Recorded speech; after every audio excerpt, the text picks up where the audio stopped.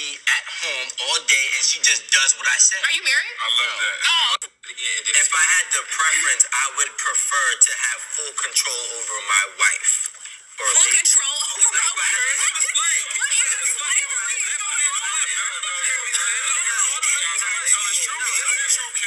If I had the preference, I would like to have full control. Just me as a person, I like having full control of all of my situations. 100%. So if it was my preference, I would prefer to control her entirely, but I know it's not realistic. That's the craziest video I've seen in a while. Do you notice how these black men with podcasts start to sound more and more like slave owners without the stock to do so, right? And that's what's so compelling to me. This obsession with full control over things only comes from people who feel so powerless. Don't mind me, my shirt of drinks. I just finished running, but listen, he is right, and she don't know what she's talking about. Let's get into it.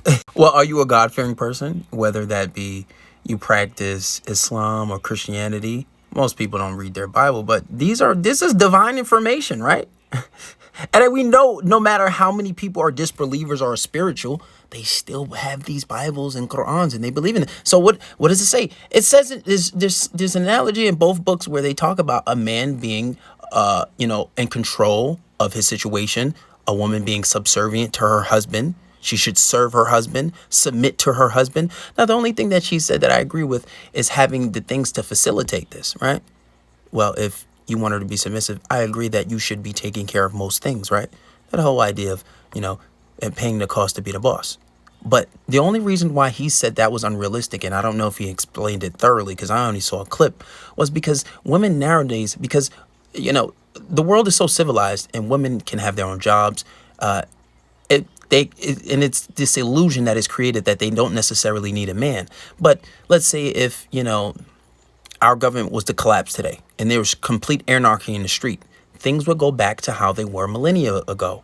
And what you'll find is because so many women are single, one man would be responsible for about 7 women. And actually, I think that's a verse in the Bible. And I'm not even Christian. I'm Muslim, by the way, right? I think it's Isaiah 4:1. And then they talk about I think that was a reference to the past. Don't try to get me in the comments on it because I don't know.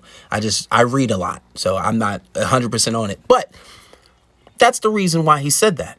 But there's nothing wrong with that.